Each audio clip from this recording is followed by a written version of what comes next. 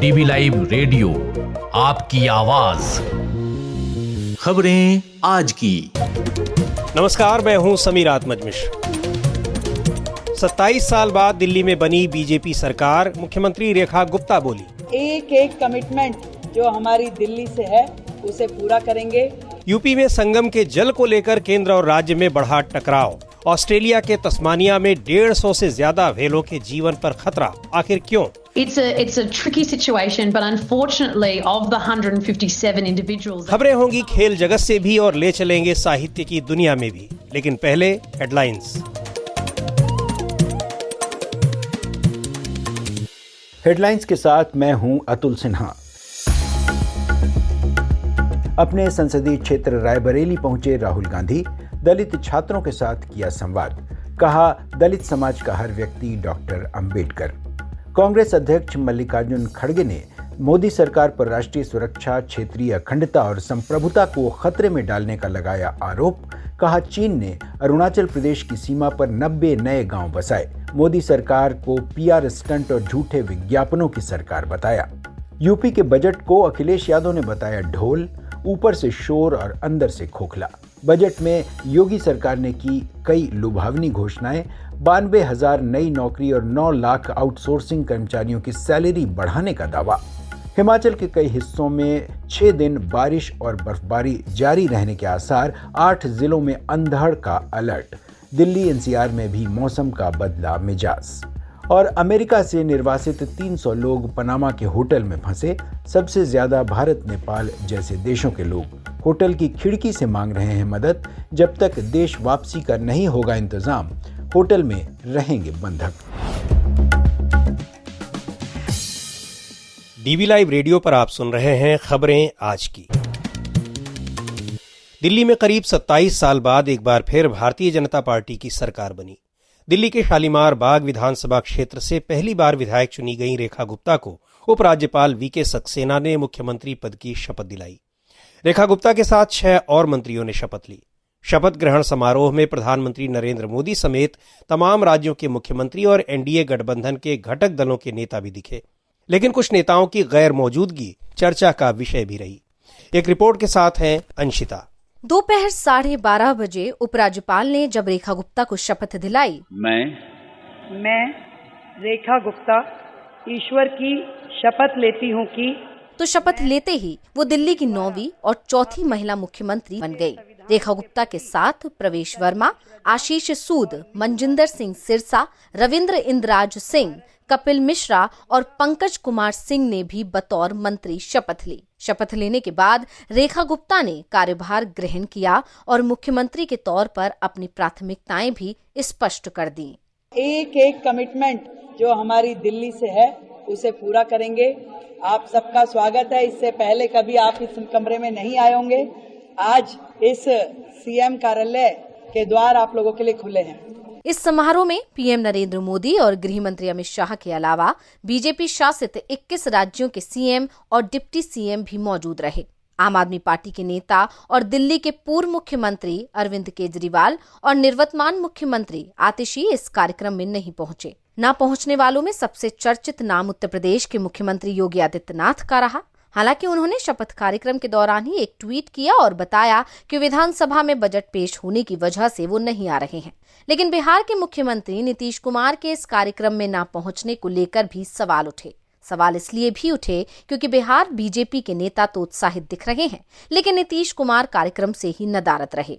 बिहार के deputy CM Vijay Sinha बोले, चेहरा बदल बदल के आते थे, सब आउट हो गए। टेम्पोररी मुख्यमंत्री महिला को बनाते थे। देश की राजधानी में दिल्ली प्रदेश में महिला मुख्यमंत्री महिलाओं के मनोबल को बढ़ाने का और प्रधानमंत्री जी का 1/3 महिलाओं का जो घोषणा है उसकी शुरुआत है। रेखा गुप्ता के शपथ ग्रहण कार्यक्रम के बाद दिल्ली में प्रधानमंत्री नरेंद्र मोदी की अध्यक्षता में एनडीए शासित राज्यों के मुख्यमंत्रियों की एक बैठक भी हुई। माना जा रहा है कि ये बैठक जानबूझकर बुलाई गई थी ताकि इसके बहाने एनडीए के शक्ति प्रदर्शन की भी आजमाइश की जा सके। लेकिन नीतीश कुमार इस बैठक में नहीं आए। उनकी गैर मौजूदगी पर आरजेडी नेता ने ये कहकर और सस्पेंस बढ़ा दिया कि वो हमारे यानी इंडिया गठबंधन के साथ आने वाले हैं। रिपोर्ट सुना रही थी अंशिता। तो दिल्ली में बीजेपी ने आखिरकार 27 साल बाद सरकार बना ली। पिछले कार्यकाल में बीजेपी ने 5 साल में 3 मुख्यमंत्री बदले थे और फिर 1998 में वो बुरी तरह से चुनाव हार गई। उसके बाद 3 कार्यकाल कांग्रेस को मिले। कांग्रेस ने सिर्फ एक मुख्यमंत्री शीला दीक्षित के साथ 3 टर्म निकाल दिए। 2013 में आम आदमी पार्टी ने दिल्ली में कांग्रेस की मदद से सरकार बनाई, जो ज्यादा दिन नहीं चली, लेकिन 2015 में हुए चुनाव में उसे बड़ी जीत हासिल हुई। अरविंद केजरीवाल मुख्यमंत्री बने। 2020 में जीत का यह सिलसिला जारी रहा। अरविंद केजरीवाल फिर मुख्यमंत्री बने, लेकिन शराब घोटाले के आरोप ने जैसे आम आदमी पार्टी पर ग्रहण लगा दिया हो। केजरीवाल को भी सीएम पद छोड़ना पड़ा और आतिशी 4.5 महीने के लिए मुख्यमंत्री बनी। अब जबकि बीजेपी ने एक बार फिर पूर्ण बहुमत के साथ वापसी की है, तो ऐसे में मुख्यमंत्री की स्थिरता कितनी महत्वपूर्ण है और उनके सामने क्या चुनौतियां हैं? यही सवाल पूछा मैंने वरिष्ठ पत्रकार और देशबंधु ग्रुप के editor in chief Rajeev Ranjan Srivastava से। चुनौतियां बहुत हैं समीर जी बीजेपी के पास, क्योंकि बीजेपी ने जो घोषणा पत्र में बातें रखी हैं, जिसमें सबसे बड़ी चीज़ की यमुना को स्वच्छ करना, निर्मल करना। आप याद कीजिए कि गंगा को साफ करने के चक्कर में तो उमा भारती जो गंगा मंत्री बनी थी वो बाहर हो गई, लेकिन गंगा साफ नहीं हुई। लेकिन अब यमुना को साफ करने की जो जिम्मेदारी है बीजेपी के पास, यहाँ रेखा गुप्ता जी के पास में, नई सीएम है उनके पास में। हालांकि इस वक्त जब हम ये चर्चा कर रहे हैं तो वो यमुना के किनारे आरती कर रही हैं, लेकिन यमुना की सफाई और साथ साथ चुनौतियों में एक यमुना की सफाई, पानी, और दूसरा जो है सबसे बड़ी चुनौती है वो यहाँ पॉल्यूशन को दूर करना, क्योंकि दिल्ली राजधानी है और राजधानी में अगर पॉल्यूटेड राजधानी है जहाँ देश दुनिया के लोग बसते हैं, बहुत ढेर सारी एम्बेसियाँ हैं, और वहाँ पर अगर पॉल्यूशन है तो इसकी चर्चा दुनिया भर में होती है। और आपने देखा कि इसके बहुत सारे कारण भी हैं अलग अलग, जिसमें बीमारियाँ बहुत बढ़ रही हैं, लोग दिल्ली में बसना और रहना नहीं चाहते हैं, खासकर विंटर के सीजन में लोग बाहर चले जाते हैं। तो इसलिए ये 2 सबसे बड़ी चुनौती। तीसरी चुनौती जो घर घर पानी पहुंचाने वाली चुनौती है, झुग्गी झोपड़ियों में बहुत, और यहाँ के झुग्गी झोपड़ियों को बसावट, वो भी बसाहट, ये भी बहुत इंपॉर्टेंट है। तो बहुत कुछ ऐसी चुनौतियां हैं जिससे 2-4 होना पड़ेगा। और ये चुनौतियां ऐसी है जिस पर बीजेपी पिछली सरकार को काफी घेरती रही है, तो निश्चित तौर पर उनको एक और महत्वपूर्ण बात राजीव जी की जो एनडीए की एकजुटता दिखाने के लिए आज ही एनडीए के मुख्यमंत्रियों की भी बैठक रख दी गई। नीतीश कुमार नहीं पहुंचे, क्या लग रहा है ये एनडीए में कुछ खटपट है या फिर नीतीश कुमार कुछ अलग ही सोच रहे हैं? देखिए, ये पहली बार नहीं है कि नीतीश कुमार नहीं पहुंचे। एनडीए की कई बैठकों में, पिछली बैठकों में भी नीतीश कुमार नहीं पहुंचे, और बिहार में जब नीतीश कुमार पहुंचते हैं तो सीधे मोदी जी का पैर छू लेते हैं। तो 2 अलग अलग चीज़ें हैं, और बार बार वो ये बताने की कोशिश करते हैं कि हम गलती से उधर चले गए थे, अब इधर ही रहेंगे। लेकिन यहाँ कुछ ना कुछ है, और कुछ ना कुछ ये है कि नीतीश बाबू दोनों नाव पर पैर रखना चाहते हैं। यानी वो चाहते हैं कि मौका मिले तो उधर भी चला जाऊं, और मौका नहीं है तो इधर ही रहूंगा। और इस चक्कर में वो अपने राजनीतिक पारी, जीवन के इस चौथे पड़ाव की जो राजनीतिक पारी वो खेल रहे हैं, उसमें एक बहुत बड़ा रिस्क ले रहे हैं जो 6 महीने बाद समझ में आएगा। अभी हो सकता है कि ये सारी चीज़ें धीमी गति से चलें, यानी बिहार की राजनीति, क्योंकि बिहार, न सिर्फ उनको बिहार की सियासत करनी है बल्कि उनको देश की सियासत में भी उनकी हिस्सेदारी है। एक बैसाखी तो है वो नरेंद्र मोदी की एनडीए सरकार के लिए। तो इसलिए नरेंद्र मोदी के सामने एक चुनौती पेश करते हुए नजर आते हैं। जब वो नहीं आते हैं किसी भी ऐसे कार्यक्रम में, तो ये एक तरह से धुकधुकी बढ़ाने वाली बात होती होगी शायद मोदी के लिए, अमित शाह के लिए। तो इसलिए आने वाला समय जो है ना, वो नीतीश कुमार का समय होने जा रहा है। और आज आपने देखा होगा भाई वीरेंद्र जो आरजेडी के प्रवक्ता हैं, उन्होंने कहा है कि नीतीश बाबू हमारे तरफ आ रहे हैं, इसलिए यहाँ नहीं आए हैं। ये थे वरिष्ठ पत्रकार Rajeev Ranjan Srivastava. DB live radio पर आप सुनते हैं देश दुनिया की ताजा तरीन खबरें और खबरों के बीच की खबरें यानी विश्लेषण भी। खबरों और विश्लेषण के अलावा यहाँ होती है साहित्य, कला, संस्कृति और विज्ञान से लेकर आर्थिक और खेल जगत की भी चर्चा। प्रयागराज में इस समय महाकुंभ चल रहा है। सरकारी आंकड़ों के मुताबिक अब तक करीब 56 करोड़ लोग संगम में स्नान कर चुके हैं, लेकिन संगम जल की गुणवत्ता को लेकर बड़े सवाल खड़े हो गए हैं और बजट सत्र के दौरान विधानसभा में भी इस पर सियासी संग्राम मचा हुआ है। क्या है पूरा मामला, बता रही हैं आंचल। महाकुंभ में महीने भर के भीतर करोड़ों लोग संगम स्नान कर चुके हैं। हजारों की संख्या में वीआईपी रोज स्नान कर रहे हैं। राष्ट्रपति, प्रधानमंत्री से लेकर तमाम राज्यों के राज्यपाल, मुख्यमंत्री, सिनेमा जगत के लोग और तमाम दूसरे क्षेत्रों से जुड़ी मशहूर हस्तियों ने संगम में डुबकी लगाई। अभी भी ये तांता लगा हुआ है। लेकिन केंद्रीय प्रदूषण नियंत्रण बोर्ड की एक रिपोर्ट ने ये कहकर सनसनी फैला दी है कि संगम का जल आचमन तो छोड़िए, नहाने लायक भी नहीं है। इससे तमाम बीमारियां हो सकती हैं। लेकिन बात यहीं खत्म नहीं हुई। योगी सरकार के एक मंत्री स्वतंत्र देव सिंह ने तो इसे मिनरल वाटर जितना साफ बताते हुए कह दिया कि ये पीने योग्य भी है। यहाँ तक कि सीएम योगी ने भी इसे नहाने योग्य और आचमन योग्य बता दिया, वो भी विधानसभा में। संगम का जल स्नान करने लायक भी है और आचमन करने लायक भी है। जो लोग इसका दुष्प्रचार कर रहे हैं उन सबको इस बात को देखना चाहिए। वहीं केंद्रीय प्रदूषण नियंत्रण बोर्ड की एक रिपोर्ट में कहा गया है कि ये जल नहाने लायक नहीं है और इसमें काफी प्रदूषण है। हालांकि संगम के जल को लेकर उत्तर प्रदेश प्रदूषण नियंत्रण बोर्ड यानी यूपी पीसीबी की एक रिपोर्ट सामने आई थी, जिसमें कहा गया था कि प्रयागराज महाकुंभ में गंगा जी का जल नहाने के लिए सर्वथा उपयुक्त है। मगर उत्तर प्रदेश प्रदूषण नियंत्रण बोर्ड की रिपोर्ट में नेशनल ग्रीन ट्रिब्यूनल यानी एनजीटी ने ही सवाल खड़े कर दिए। एनजीटी ने कहा कि उत्तर प्रदेश प्रदूषण नियंत्रण बोर्ड की ये रिपोर्ट लेटेस्ट नहीं है। एनजीटी का ये भी कहना था कि यूपी प्रदूषण बोर्ड की इस रिपोर्ट में पानी की गुणवत्ता से जुड़े सारे मापदंडों का भी जिक्र नहीं किया गया है। अब यूपी प्रदूषण नियंत्रण बोर्ड इसको लेकर नई रिपोर्ट जारी करेगा। एनजीटी में इस मामले पर अब अगली सुनवाई 28 फरवरी के दिन होगी। वहीं योगी सरकार इस जल को आचमन और पीने योग्य बता रही है। समाजवादी पार्टी के नेता अखिलेश यादव ने चुनौती दी है कि बीजेपी के नेता खुद पीकर दिखाएं। बीजेपी के सभी नेताओं को सिंटेक्स टंकी भर के दी जाए, उनके घरों पे पहुंचाया जाए विशेष गाड़ी से, जिससे वो अपना खाना बनाएं, उसी पानी से स्नान करें और जब समय आए तब पीते भी रहें दवाई के रूप में। महाकुंभ के मुद्दे पर यूपी सरकार पहले से ही घिरी हुई है, न सिर्फ व्यवस्था में खामियों और भीषण ट्रैफिक की समस्या से, बल्कि हादसों में हुई मौतों की संख्या को लेकर भी। अब केंद्रीय एजेंसी और राज्य एजेंसी में संगम जल को लेकर आए विवाद ने उसकी मुश्किलें और बढ़ा दी हैं। लेकिन बड़ा सवाल यह है कि आखिर सही कौन है, केंद्रीय प्रदूषण नियंत्रण बोर्ड या फिर उत्तर प्रदेश सरकार। ये थी आंचल की रिपोर्ट। आप सुन रहे हैं डीबी लाइव रेडियो, आपकी आवाज। रुक करते हैं अंतर्राष्ट्रीय खबरों की ओर। खबर ऑस्ट्रेलिया से। ऑस्ट्रेलिया के तस्मानिया राज्य में समुद्र तट पर 150 से ज्यादा व्हेल्स फंस गई हैं। तमाम रेस्क्यू ऑपरेशंस के बावजूद इन्हें बचा पाना अब मुश्किल हो गया है। कुछ व्हेल्स की तो मौत हो चुकी है। जो बची हैं उन्हें विशेषज्ञ और राज्य प्रशासन खुद ही मारने की सोच रहे हैं, क्योंकि इसके अलावा अब कोई दूसरा रास्ता बचा ही नहीं है। एक रिपोर्ट के साथ हैं आराधना। ऑस्ट्रेलिया के तस्मानिया राज्य के आर्थर रिवर इलाके में मंगलवार रात उत्तर पश्चिम समुद्री तट पर 150 से ज्यादा फॉल्स किलर व्हेल्स आकर फंस गई। बुधवार सुबह तक इनमें से करीब 20 व्हेल्स की मौत हो गई। अधिकारियों ने अब इन व्हेल्स को भी मारने का फैसला किया है, क्योंकि इन व्हेल्स को समुद्र में वापस नहीं भेजा जा सका। तस्मानिया के प्राकृतिक संसाधन और पर्यावरण विभाग के मुताबिक पशु चिकित्सकों समेत कई विशेषज्ञ वहां मौजूद हैं। रेस्क्यू टीम के लोगों ने इन्हें वापस भेजने की कोशिश भी की, लेकिन तेज हवा और समुद्र की लहरों के चलते वे वापस लौट आई, समुद्र के भीतर नहीं जा सकी। समुद्री विशेषज्ञों ने अब इन व्हेल्स को बचा पाने की उम्मीद छोड़ दी है।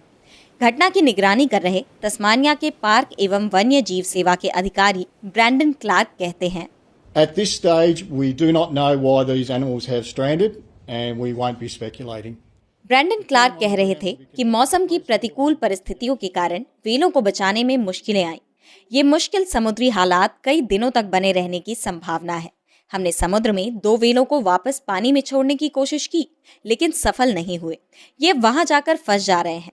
ये जितनी देर तक फंसे रहेंगे, इन्हें उतना ही कष्ट होगा। इन्हें मारना ही एकमात्र विकल्प रह गया है, क्योंकि सभी वैकल्पिक कोशिशें नाकाम हो रही हैं। व्हेल पृथ्वी पर सबसे बड़ा जीव है। तस्मानिया के समुद्र तट पर ये जो व्हेल बाहर आ गई हैं, उनके वजन 5 क्विंटल से लेकर 30 क्विंटल तक है। तस्मानिया में 1974 के बाद से फॉल्स किलर व्हेल फंसने का ये पहला मामला है। उस समय उत्तर पश्चिमी तट के पास एक बीच पर 160 से ज्यादा व्हेल्स का झुंड फंसा था। व्हेल समुद्री तटों पर क्यों फंस जाती हैं, इसका कोई स्पष्ट कारण नहीं है, लेकिन वैज्ञानिकों का कहना है कि खराब मौसम और बीमारी की वजह से भी ऐसा होता है। मरीन साइंटिस्ट डॉक्टर वेनेसा पिरोटा कहती हैं, We don't know why whales strand, and these are known as false killer whales. ये क्यों फंस जाती हैं, इसका कोई स्पष्ट कारण तो नहीं है, लेकिन पानी का स्तर कम होने पर भी ऐसा होता है। कई बार तेज आवाज से होने वाला दिशा भ्रम, बीमारी, ज्यादा उम्र, चोट या फिर खराब मौसम की वजह से भी ऐसा हो सकता है। तस्मानिया में व्हेल्स के फंसने की घटनाएं सबसे ज्यादा होती हैं। दरअसल ज्यादातर वेल हमेशा एक साथ रहती हैं। अगर कोई वेल कहीं फंस जाती है तो बाकी सब भी उसके पीछे जाने लगती हैं। और यही वजह है कि समुद्री तट के किनारे एक साथ इतनी सारी वेल्स की मौत होती है। और अब खेल की खबरें सुनिए यश त्रिवेदी से।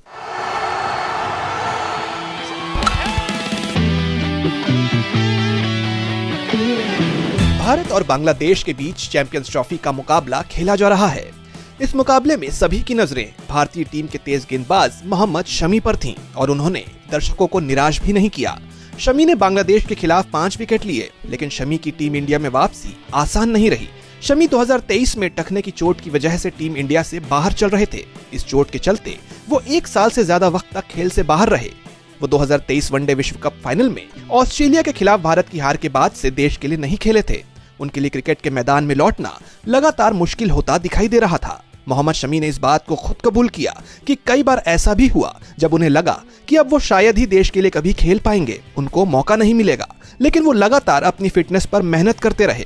शमी ने बताया कि जब वो चोट से उबरे तो बीसीसीआई की ओर से कहा गया कि पहले रणजी ट्रॉफी खेलें, इसलिए इंदौर में मध्य प्रदेश के खिलाफ शमी बंगाल की तरफ से खेलने को उतरे। फिर सैयद मुश्ताक अली T20 ट्रॉफी में बंगाल की गेंदबाजी का नेतृत्व भी किया, जिसमें 11 मैचों में 7.85 की इकोनॉमी रेट से उन्होंने 9 विकेट लिए। हालांकि उनकी चोट पूरी तरह से ठीक नहीं हो पाई थी, जिसके कारण उन्हें 5 मैचों की बॉर्डर गावस्कर ट्रॉफी से बाहर कर दिया गया। लेकिन शमी ने फिर इंग्लैंड के खिलाफ पिछले वनडे और T20 मुकाबलों में एक बार फिर वापसी की। शमी ने कहा कि डॉक्टर से मेरा पहला सवाल था कि मुझे मैदान पर वापस आने में कितने दिन लगेंगे। इसके जवाब में डॉक्टर ने कहा कि उनकी प्राथमिकता मुझे चलाना, फिर जॉगिंग और फिर दौड़ना सिखाना है। क्रिकेट के मैदान में कब जाना है, ये टारगेट अभी तय नहीं किया गया है। शमी ने कहा कि मेरी चोट गंभीर थी। मैं हमेशा सोचता था कि मैं कब फिर से अपने पैर जमीन पर रख पाऊंगा।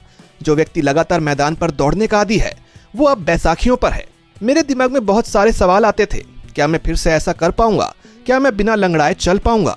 पिछले 2 महीनों में मुझे अक्सर संदेह होता था कि क्या मैं फिर से खेल पाऊंगा, क्योंकि इस तरह की चोट के बाद 14 महीने का ब्रेक आपको नीचे गिरा सकता है। चैंपियंस ट्रॉफी में मोहम्मद शमी भारतीय तेज गेंदबाजी का नेतृत्व कर रहे हैं। जसप्रीत बुमराह चोट के चलते टूर्नामेंट से बाहर हैं, इसलिए शमी के प्रदर्शन पर ही भारत की उम्मीदें टिकी हुई हैं और शमी ने भी साफ कर दिया है कि वो भारत को निराश नहीं करेंगे।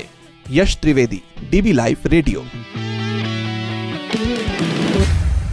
अब वक्त हो चला है आज की खास रिपोर्ट का।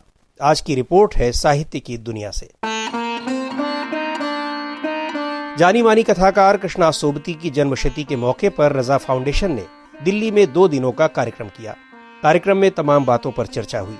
पूरी रिपोर्ट के साथ हैं हमारे साथी अतुल सिन्हा। दिल्ली के इंडिया इंटरनेशनल सेंटर में रजा फाउंडेशन ने 2 दिनों तक सोबती जी के रचना कर्म और व्यक्तित्व पर विस्तृत चर्चा का आयोजन कर रखा है। सबसे अहम बात जो इस कार्यक्रम की रही वो ये कि इसमें युवा रचनाकारों को अपनी बातें रखने का भरपूर मौका दिया गया। रजा फाउंडेशन के युवा कार्यक्रम की यही सबसे बड़ी उपलब्धि है कि वह नई पीढ़ी में साहित्य की संभावनाओं और प्रतिभाओं को बेहद जांच परख कर सामने ला रहा है। फाउंडेशन के प्रबंध न्यासी और जाने माने कवि और आलोचक अशोक वाजपेयी कहते हैं कि अब तक हुए 7 युवा कार्यक्रमों में करीब 200 से ज़्यादा युवा रचनाकारों को सामने आने का मौका दिया गया है। जो खास बिंदु कृष्णा सोबती के बारे में इन रचनाकारों ने लिखा, उसमें कुछ हिस्से पढ़कर सुनाए। कृष्णा सोबती के मित्रों ने भी उस समय समाज के लिहाज से अपनी बात बेबाकी से रखी, जो कि एक साधारण महिला कभी कह न सकती थी। दरअसल सोबती की ये खूबी है कि वे विभिन्न धार्मिक समुदायों के बीच रिश्तों को लेकर जो शंकाएं और अविश्वास हैं, उन्हें दर्ज न करने के अभाव से मुक्त हैं। अशोक वाजपेयी ने यह भी बताया कि रजा फाउंडेशन को कृष्णा सोबती ने किस तरह से आर्थिक मदद की। खासतौर से उन्हें जब ज्ञानपीठ पुरस्कार मिला और उसके 11 लाख रुपए मिले तो वो राशि उन्होंने रजा फाउंडेशन को दे दी। साथ ही उनके जो पति थे डोगरी रचनाकार शिवनाथ जी, उनकी भी 1 करोड़ की जो जमा राशि थी वह भी उन्होंने रजा फाउंडेशन को दान दे दी और ये कहा कि इससे युवा रचनाकारों को आगे बढ़ाने की ज़रूरत है। पहले दिन कृष्णा सोबती पर 6 पर्चे पढ़े गए और कुल 4 सत्रों में तमाम लेखकों बुद्धिजीवियों ने हिस्सा लिया। कार्यक्रम में खास बात ये रही कि सोबती जी के लेखन और चिंतन को मौजूदा संदर्भ में पेश करने की कोशिश की गई और इस बात पर चिंता भी जताई गई कि मौजूदा सत्ता ने भक्तिकालीन सद्भाव को खत्म कर दिया है। रिपोर्ट सुना रहे थे अतुल सिन्हा। इस कार्यक्रम को अब यहीं समाप्त करते हैं। बने रहिए डीबी लाइव रेडियो के साथ।